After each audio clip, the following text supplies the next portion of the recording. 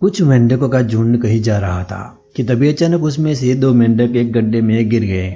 ये देखकर दूसरे मेंढकों ने कहा कि अब तुम इसमें से कभी नहीं निकल सकते, क्योंकि गड्ढा बहुत गहरा है, इसलिए अब निकलने की आस और प्रयास करना छोड़ दो। उन दोनों मेंढकों ने ऊपर खड़े मेंढकों की बात नहीं सुनी और वे उस गड्ढे से निकलने के प्रयास में जुट गए।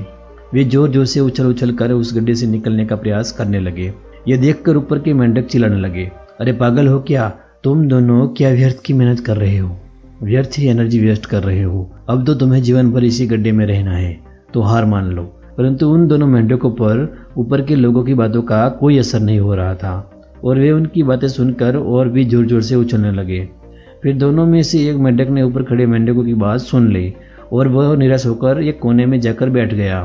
परंतु दूसरा मेंढक लगातार उछलता ही जा रहा था और उसने अपने प्रयास जारी रखा। इस बीच ऊपर के मेंढक चिल्ला चिल्ला कर उसे समझा रहे थे कि क्यों व्यर्थ ही कूद फांद कर रहे हो, तुम भी उस दूसरे मेंढक की बातें हार मानकर एक कोना पकड़ लो, इस गड्ढे के जीवन से अब संतुष्ट होकर रहो। परंतु वह मेंढक शायद ऊपर से चीख रहे मेंढकों की बात नहीं सुन पा रहा था। बहुत कठिन प्रयास करने के बाद आखिरकार वह मेंढक गड्ढे से बाहर निकल ही आया। बाहर आकर दूसरे मेंढकों ने उससे पूछा, क्या तुम्हें हमारी बात समझ में नहीं आ रही थी या सुने ही नहीं?